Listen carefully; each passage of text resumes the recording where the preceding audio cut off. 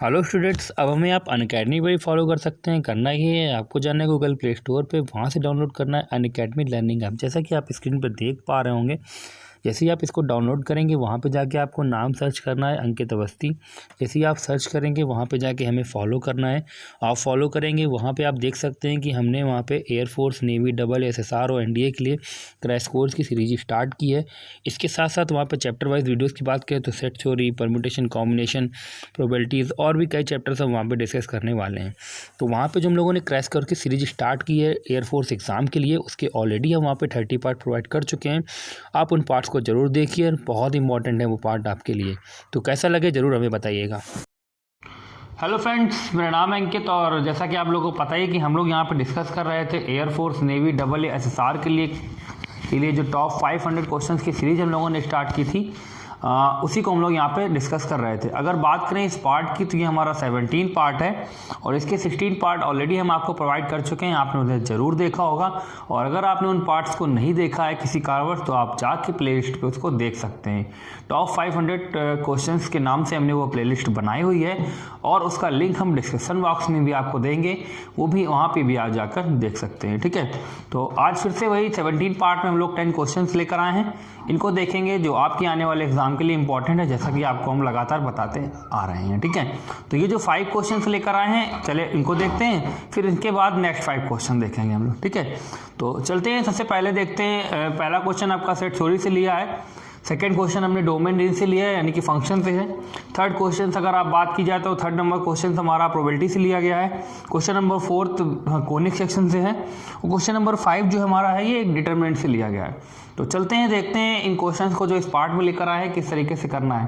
Question number first अगर आप देखें तो आप देख सकते हैं कि लिखा हुआ है A इज इक्वल टू एक सेट लिखा हुआ है जिसके अंदर कुछ एलिमेंट्स लिखे हैं 3, 4, 5, 6। कह रहा है what is the correct statement. यहाँ पे स्टेटमेंट्स आपके सामने 4 लिखे हैं, इसमें से एक स्टेटमेंट जो है वो राइट है, बाकी 3 स्टेटमेंट जो है वो रॉन्ग है। तो आपको ये बताना है कि उन 3 स्टेटमेंट यानी कि 4 स्टेटमेंट में कौन सा ऐसा स्टेटमेंट है जो राइट है। चलिए स्टार्ट करते हैं और देखते हैं। जैसे कि लिखा हुआ है कि 4, 5 is a subset of A। ये जो साइन लगा हुआ है ये सबसेट का साइन है। इसका मतलब है कि ये 4, 5 जो है वो इसके अंदर बिलोंग करता है। तो 4, 5 बिल्कुल इसके अंदर बिलोंग करता है, लेकिन ये कंडीशन जो है वो गलत लिखी है। क्यों बेटा? इसलिए ये चीज़ गलत लिखी है क्योंकि यहाँ पे 4, 5 जो है वो इसका एक एलिमेंट है और जबकि ये एक एलिमेंट की तरह यहाँ बिहेव कर रहा है। जबकि हमें पता है कि जब भी ये साइन आता है तो इसके दोनों तरफ सेट होने चाहिए, जबकि ये सेट नहीं है, ये एक क्या है? एलिमेंट है। तो इसलिए ये स्टेटमेंट रॉन्ग है। अगर यहाँ पे इसके ऊपर ब्रैकेट लगा दिया जाता तो हम स्टेटमेंट को हम ट्रू कह देते, लेकिन फिलहाल इस पर ब्रैकेट नहीं लगा है इसलिए ये स्टेटमेंट रॉन्ग होगा। ये आंसर हमारा नहीं हो सकता। बी आंसर की तरफ देखें तो जैसा कि हमने आपको बताया था कि ये एक एलिमेंट है, तो ये स्टेटमेंट बिल्कुल ट्रू लिखा हुआ है। क्यों?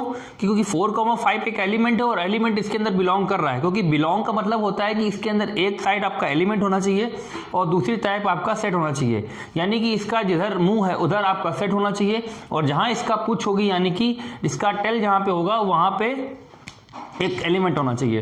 तो ये एक एलिमेंट है, आप देख सकते हैं ये इसका एलिमेंट है, तो ये स्टेटमेंट आपका बिल्कुल ट्रू होगा। आगे और स्टेटमेंट चेक कर लेते हैं। जैसे कि लिखा है 4 बिलोंग्स टू ए। जी नहीं, बिल्कुल नहीं।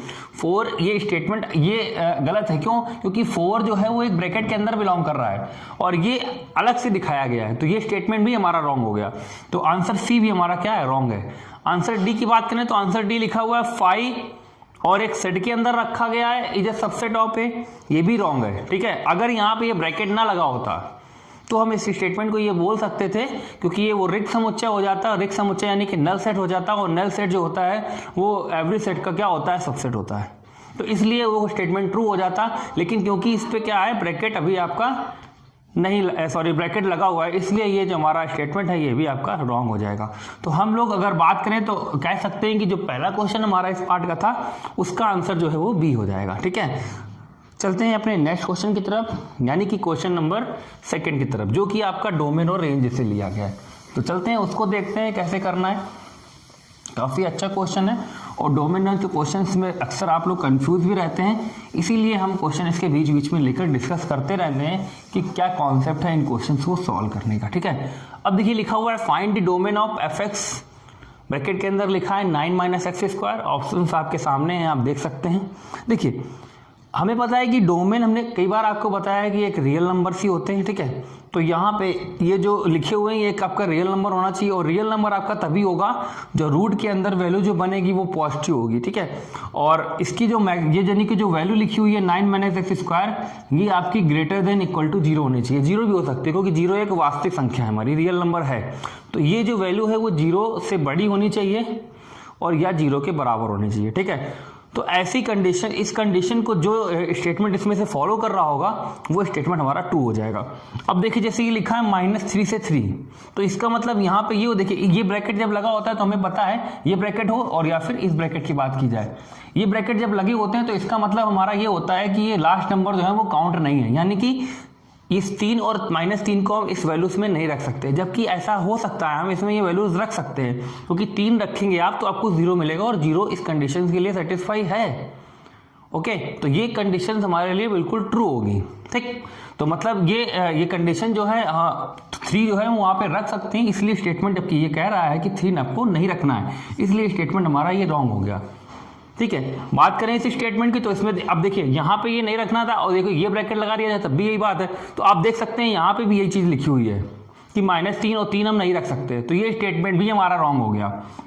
अब या तो हमारा आंसर ये बी सही होगा, और बी अगर नहीं सही है तो आंसर डी को हमें सही करना ही पड़ेगा, ठीक है। चलो देखते हैं। अब देखो -3 हम रख सकते थे, हमने पहले ही आपसे कहा 3 हम रख सकते थे, बिल्कुल सही बात है। और इसके बीच की वैल्यू भी आप कोई भी यहाँ रख देख सकते हैं। अगर 2 की बात करें तो 2 भी रख सकते हैं, वैल्यू पॉजिटिव आएगी, और 3 रख ही सकते हैं, और इसके बाद सारी वैल्यूज आप रख सकते हैं, ठीक है। तो कहीं ना कहीं ये स्टेटमेंट जो है वो हमारे क्वेश्चन का राइट आंसर बन जाएगा।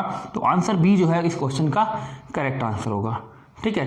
अब हम लोग चलते हैं अपने नेक्स्ट क्वेश्चन की तरफ, यानी कि क्वेश्चन नंबर 3 की तरफ, ठीक है। तो ये क्वेश्चन आप जरूर समझ पाए होंगे, आंसर इसका जो है वो 3rd नंबर बिल्कुल राइट हो जाएगा। ओके, तो अब हम लोग चलते हैं क्वेश्चन नंबर 3 की तरफ और उसको देखते हैं कैसे करना है। तो क्वेश्चन नंबर 3 आप देख पा रहे होंगे स्क्रीन पे लिखा हुआ है कि 2 पासे एक बार फेंकने पर प्रथम पासे पर सम संख्या या दोनों पासों की संख्या का योग 8 होने की प्रायिकता क्या होगी। क्वेश्चन अच्छा है, काफ़ी अच्छा है, AA और NDA की लाइक क्वेश्चन है, ये पूछा जा सकता है आपके आने वाले एग्जाम में। देखिएगा कैसे करना है इसको। तो प्रोबेबिलिटी हम लोग अक्सर जानते हैं, जैसा कि हमने कई बार आपको इस चीज़ के बारे में बताया है, NE/NS होती है। और जिन लोगों को नहीं पता है हम आपको बता दें कि अनअकैडमी पर हमने प्रोबेबिलिटी का पूरा एक लेक्चर दिया हुआ है, जिसमें हमने 5 पार्ट्स आपको स्टार्टिंग से बिल्कुल बेसिक से स्टार्ट करके आपको बताया है। तो जिन लोगों ने अनअकैडमी पे भी फॉलो नहीं किया वहाँ पे जाके फॉलो कर सकते हैं। वहाँ पे हम चैप्टर वाइज वीडियो के साथ साथ क्रैश कोर्स सीरीज भी स्टार्ट कर चुके हैं, ठीक है। तो आप बिल्कुल लेट ना होइए, उन वीडियोज़ को आप जाकर देख सकते हैं। अब बात करते हैं इस क्वेश्चन की। तो NS सिंपल सी बात है कि 2 पासे फेंके गए हैं, तो NS आपका 2 पता है 6 की पावर n होता है। इन केस जब डाइस की बात होती है तो 6 की पावर n के कारण ये, क्योंकि n का मतलब है कितनी बार फेंका गया है, तो 2 बार फेंका गया है, तो 6 का स्क्वायर यानी कि 36 हमारा NS हो जाएगा। बात करते हैं NE की। तो NE के लिए देखिए होना क्या चाहिए, प्रथम पासे पर सम संख्या होनी चाहिए। तो सम संख्या या तो 2 हो सकती है, और यह आपकी 4 हो सकती है, और यह आपकी 6 हो सकती है, क्योंकि इसके अलावा जो संख्याएं आएंगी वो सभी के सभी आपकी विषम होंगी, ठीक। अब देखिए 2 पासे पर पहले पर आना चाहिए, और 4 भी पहले पर आना चाहिए, और 6 भी पहले पर आना चाहिए, क्योंकि सम लाना है हमें, ठीक है। इसके बाद यहाँ पे क्या क्या आ सकता है, 1 आ सकता है, 2 आ सकता है, 3 आ सकता है, 4 आ सकता है, 5 आ सकता है, 6 आ सकता है। तो ये 6 नंबर यहाँ पे लिखे जा सकते हैं। तो कुल मिला के ऐसी कंडीशन जिसके स्टार्टिंग में 2 आया होगा वो 6 बनेंगी आपकी। सिंपल सी बात है, क्योंकि 2,1 भी आ सकता है, 2,2 भी आ सकता है, 2,3 भी आ सकता है, 2,4 भी आ सकता है, 2,5 भी आ सकता है, 2,6 भी आ सकता है। सेम कंडीशन इसके साथ बनेगी, तो इसकी भी 6 कंडीशन, और इसकी भी कितनी 6 कंडीशन। तो कुल मिला के 18 ऐसी कंडीशंस होंगी जिसमें कहीं ना कहीं ऊपर सम जरूर आया होगा, यानी कि पहले पासे पर सम जरूर आया होगा। तो 18 कंडीशंस तो ये हो गई, प्लस पासों की संख्याओं का योग 8 भी हो सकता है। दोनों पासों की संख्याओं का योग 8 भी हो सकता है। तो देखिए 8 कब कब हो सकता है, 2 6 में हो सकता है, लेकिन ये हम लोग नहीं लिखेंगे क्योंकि पहले ही लिख चुके हैं। 2 6 तो इसमें ऑलरेडी लिखा जा चुका है। इसके बाद 4 4 भी नहीं लिख सकते क्योंकि ये इसमें लिख सके हैं। 6 2 भी नहीं लिख सकते, 2 6 भी नहीं लिख सकते क्योंकि दोनों ही इसमें काउंट हो गए हैं, ठीक। अब बचा कौन, बचा आपकी केवल 2 कंडीशन, एक बची 5,3 और एक बची आपकी 3,5। बाकी कोई भी कंडीशंस आपकी नहीं बचेगी जिसमें कि योगफल 8 आ रहा हो, क्योंकि बाकी सारी कंडीशंस आप लोग इंक्लूड कर चुके हैं। तो इन दोनों को छोड़ के तो इन दोनों को भी इसमें ऐड कर लेते हैं। तो 18 + 2 आपका 20 हो गया। तो 20/36 काट लेते हैं 4 से, 4 पंचे 20 और 4 9 36। तो 5/9 इस क्वेश्चन का राइट आंसर बन जाएगा। आप देख सकते हैं कि ऑप्शन नंबर ए में गिवन है। तो क्वेश्चन काफ़ी अच्छा था। अगर आप क्वेश्चन को अच्छी तरीके से समझ पाए हो तो वीडियो को जरूर लाइक करें, ठीक है। अब चलते हैं नेक्स्ट क्वेश्चन की तरफ, क्वेश्चन नंबर 2 की तरफ, और यानी कि क्वेश्चन नंबर 4 की तरफ, ठीक है। उसको कैसे करना है, क्वेश्चन अच्छा था काफ़ी, ठीक है। चलते हैं देखते हैं उसको कैसे करना है हमें, क्वेश्चन नंबर 4 को। क्वेश्चन नंबर 4 जैसा कि सिंपल सी क्वेश्चन पूछा गया है, और ये क्वेश्चन कई बार आपके एग्जाम में आया है। बात करें एनडीए की, तो एनडीए में डायरेक्टली ऐसा क्वेश्चन पूछा गया है कई बार। तो हो सकता है AA के एग्जाम या SSR के एग्जाम में ये क्वेश्चन आपसे पूछ लिया जाए, ठीक है, क्योंकि ये सारे क्वेश्चन आपके लिए इंपॉर्टेंट हैं। समकोणीय अतिपरवलय की उत्केंद्रता क्या होती है भाई, रट लो इसको।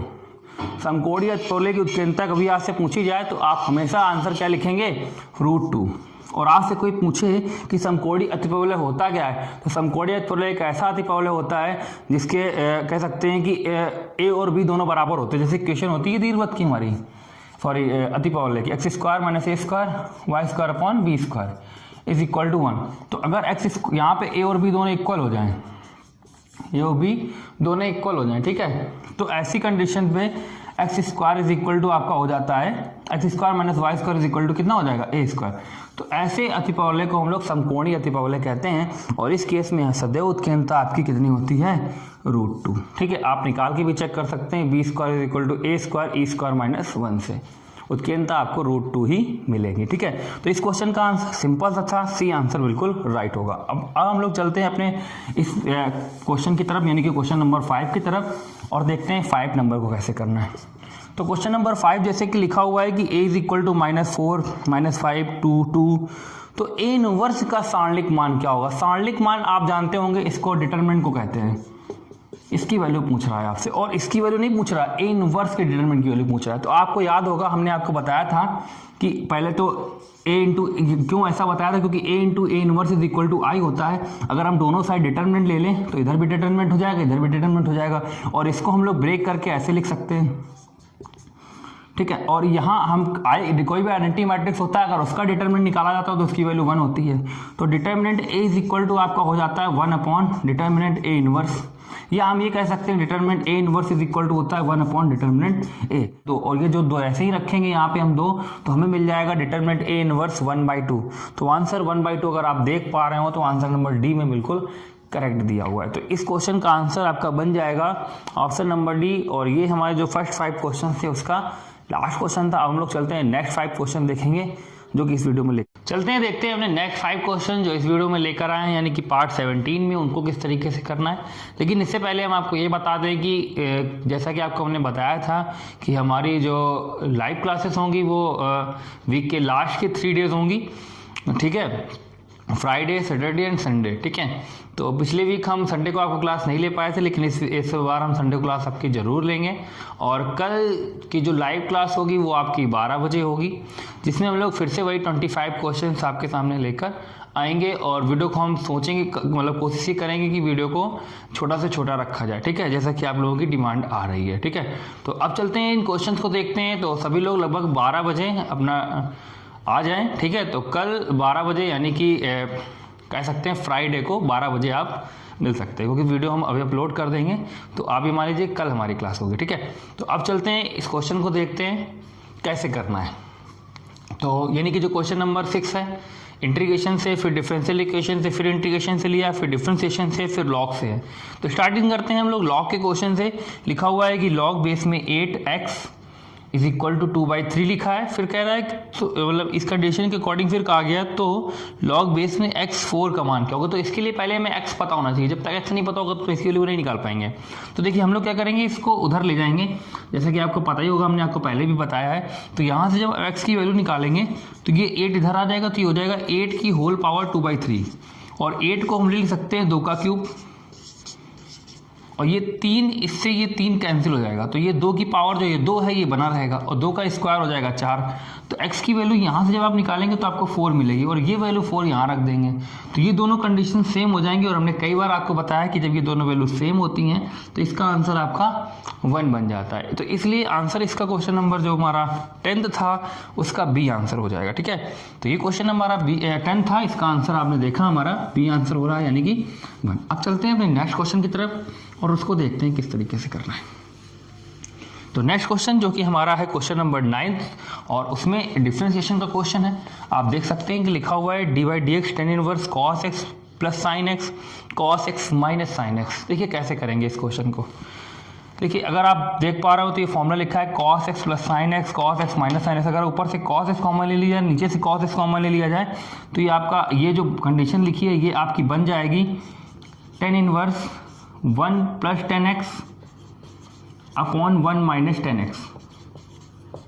ठीक है, और ये जो है ये हमारा फॉर्मूला होता है 10 पाई बाई 4 और प्लस x का। अगर इसको हम लोग लिखना चाहें तो इसको 10 45 प्लस x लिख सकते हैं। ठीक है, ये 10 से ये 10 कैंसिल हो जाएगा आपका, डिफ्रेंशिएट करेंगे 45 का 0 हो जाएगा और x का कितना हो जाएगा आपका 1। तो आंसर नंबर ए इस क्वेश्चन का राइट आंसर बन जाएगा, यानी कि 1। ठीक है, अब चलते हैं क्वेश्चन नंबर 8 की तरफ और उसको देखते हैं कैसे करना है। क्वेश्चन नंबर 8 जो कि इस वीडियो का हमारा क्वेश्चन है, क्वेश्चन पार्ट 17 का। ठीक है, इसको देखते हैं कैसे करना है। तो क्वेश्चन नंबर आप 8 देखिए, लिखा हुआ है एक्स ई की power x upon 1 plus x का होल स्क्वायर डी एक्स, और ऑप्शंस देख सकते हैं आपके सामने लिखे हुए हैं, ये प्लस सी यहाँ पे है। ठीक है, इस तरीके से। चलिए देखिए, हमने आपको कई बार बताया कि कभी भी इस तरह के क्वेश्चन होता है ई की पावर एक्स अंदर होता है, इनकी बाहर होगा और ब्रैकेट में लिखा होगा एफ एक्स और यहाँ पे लिखा होगा एफ डैश एक्स और डी एक्स। तो इसका आंसर हम लोग अक्सर टिक कर देते हैं ई की power x f x plus c. तो बस यही चीज़ हमें यहाँ पे भी अप्लाई करनी है। देखिए अब यहाँ पे हमें इसको पहले तो 2 पार्ट में ब्रेक करना होगा। वो कैसे करेंगे, तो ये जो x लिखा हुआ है इसके साथ हम +1 कर लेते हैं और -1 कर लेते हैं। ई की पावर एक्स से कोई भी छेड़खानी नहीं करनी है, उसको हम लोग बाहर रख लेते हैं। यहाँ पे जब x 1 जोड़ के 1 माइनस करेंगे तो इसको जब इसके नीचे डिवाइड करेंगे तो आपका बन जाएगा 1/1 प्लस एक्स, और जब हम इसको इसके नीचे ले जाएंगे यानी कि -1 के नीचे तो हमारा ये बन जाएगा। ठीक है, अब आप देख सकते हैं कि हम इसको इस फॉर्म में कन्वर्ट कर चुके हैं, और इसमें अगर आप इसको डिफरेंशिएशन देखें तो ये यहाँ पे दिया हुआ है एफ एक्स, यानी कि इसका डिफरेंशिएशन यहाँ पे लिखा होना चाहिए। तो इसका डिफरेंशिएट यानी कि 1/x का होता है -1/x², जो कि यहाँ पे लिखा है। तो इसका आंसर अगर हमें यहाँ पे ये चीज़ मिल रही है तो हम लोग लिख सकते हैं ई की power x upon 1 plus x plus c, यानी कि ई की पावर एक्स और एफ एक्स हमारा 1/1 प्लस एक्स था। तो आंसर ई की power x upon 1 plus x question का राइट आंसर होगा, और वो आपका ऑप्शन नंबर ए में दिया है। तो इस क्वेश्चन का आंसर ऑप्शन नंबर ए बिल्कुल राइट आंसर बन जाएगा। ठीक है, अब चलते हैं अपने क्वेश्चन नंबर 7 की तरफ और उसको देखते हैं, जिसमें हमें आपको कोटि और घात बतानी है, यानी कि ऑर्डर और डिग्री बतानी है। ठीक है, ऑर्डर और डिग्री वाले क्वेश्चन हमने बहुत सारे डिस्कस किए हैं, फिर से ये क्वेश्चंस लेकर आए हैं। तो जिन लोगों को जिससे प्रॉब्लम है वो अपना फिर से समझ सकते हैं इस क्वेश्चन को। ठीक है, देखिए लिखा हुआ है कि d2/dx2 plus dy/dx whole power 1/3 1/4 is equal to 0। इसकी कोटि और घात बतानी है, यानी कि ऑर्डर और डिग्री बतानी है। देखिए कैसे करेंगे। देखिए कभी भी जब ऑर्डर और डिग्री हमें निकालनी होती तो कभी भी होल जो पावर होती है वो फ्रैक्शन में नहीं होनी चाहिए। सबसे पहले तो हमें इसको फ्रैक्शन से हटाना पड़ेगा। तो फ्रैक्शन का मतलब है कि यहाँ पे आपका 1/3 नहीं होना चाहिए, 1/2 नहीं होना चाहिए। अगर ऐसा है तो सबसे पहले हमें क्या करना पड़ेगा, इसको चेंज करना पड़ेगा, यानी कि कह सकते हैं कि इसको होल नंबर में बनाना पड़ेगा, 2 3 4 5 6 में इसमें। तो देखिए हम लोग क्या करेंगे, अगर इसको केवल लेके उस तरफ ले जाए, ठीक है, यानी कि हम ये लिख लें d2/dx2 और यहाँ पे x की पावर 1/4 बना रहने दें। ठीक है, और इक्वल में ले जाएं dy/dx को। ठीक, माइनस बना रहने दें, उससे कोई मतलब नहीं। ठीक है, 1/3 है, हमें क्या करना है, ये 1/3 हटाना है। तो दोनों साइड हम लोग क्यूब कर देंगे। तो जैसे ही क्यूब करेंगे तो ये आपका कैंसिल हो जाएगा और यहाँ पे आ जाएगा ये क्यूब। अब जब इसका आप होल क्यूब ओपन करेंगे तो कहीं ना कहीं आपको ये जरूर मिलेगा, कुछ भी ओपन करिए ये जरूर मिलेगा। और हमें बस इसी की ज़रूरत है क्योंकि हमें ऑर्डर और डिग्री निकालनी है, ठीक है। ऑर्डर का मतलब होता है, हमने कई बार आपको बताया है कि जो जितनी बार हम लोग डिफ्रेंशिएट जितनी ज़्यादा बार डिफ्रेंशिएट करते हैं किसी फंक्शन को, वही उसका ऑर्डर कहलाता है। तो आप देख सकते हैं कि मैक्सिमम बार डिफ्रेंशिएट जो किया गया है वो 2 ही बार किया गया है। तो सबसे पहले इसका ऑर्डर निकालना होता है। तो अगर आप ऑर्डर निकालेंगे तो ऑर्डर आपका देखिए कितना आ जाएगा, क्योंकि 2 बार डिफ्रेंशिएट किया गया जबकि इसमें 1 बार किया गया। तो हम ऑर्डर सबसे पहले निकालते हैं, तो ऑर्डर इसका 2 है। जिसका ऑर्डर निकालते हैं उसी की डिग्री चेक करते हैं, और इसकी डिग्री कितनी है यानी कि होल पावर कितनी है, वो है 3। तो आंसर आपका बन जाएगा 2,3, और 2,3 आपको केवल ऑप्शन नंबर ए में दिया है। तो आंसर इस क्वेश्चन का राइट आंसर होगा। अब हम लोग देखेंगे अपने लास्ट क्वेश्चन यानी कि क्वेश्चन नंबर 6 को, जो कि हमारे इस वीडियो का लास्ट क्वेश्चन होगा। चलते हैं देखते हैं। लिखा है 1/1 + cos 8x। तो cos 8x देखिए, सबसे पहले तो cos कभी भी cos x 1 के साथ में आता है तो हमें फॉर्मूला ऐसा लगाना होता है कि 1 कैंसिल हो जाए। तो cos 8x का फॉर्मूला जो होता है वो होता है आपका 2 cos स्क्वायर x - 1, ये होता है cos 2x का। तो जब वहाँ पे 2x होता है तो वहाँ पे x हो जाता है, जब 8x होगा तो वहाँ पे कितना हो जाएगा 4x।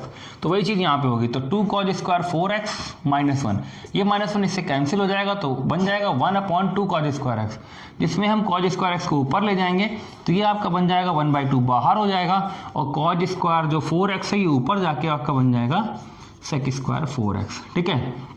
अब हमें क्या करना है, अब हमें इसका इंटीग्रेशन करना है, और हमें पता है कि sec स्क्वायर x का इंटीग्रेशन होता है 10x, लेकिन sec स्क्वायर x का होता है, जबकि यहाँ पे 4x है। तो हमें इसका डिफ्रेंशिएशन क्वेश्चन में चाहिए। तो इसका डिफ्रेंशिएशन अगर हम करते हैं तो 4 मिल रहा है, और 4 हमें इसके साथ नहीं दिया गया, तो हम लोग क्या करेंगे 4 से मल्टीप्लाई डिवाइड करेंगे।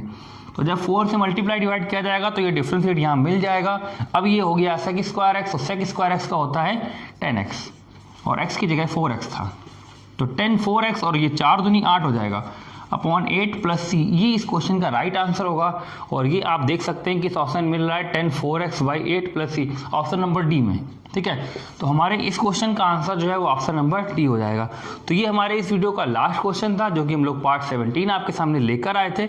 तो आज इस वीडियो को यहीं पे एंड करेंगे हम लोग। और जैसा कि आपका हमने बताया था कि कल जो हमारी लाइव क्लास होगी वो आपकी 12 बजे होगी, तो आप लोग ज़्यादा से ज़्यादा लोग वहाँ पे जुड़ सकते हैं, और 25 क्वेश्चन हम लोग वहाँ पे डिस्कस करेंगे। तो आज के लिए यहीं तक, बाकी मिलते हैं अपने नेक्स्ट वीडियो में। चैनल को सब्सक्राइब नहीं किया तो सब्सक्राइब करें, लाइक करें और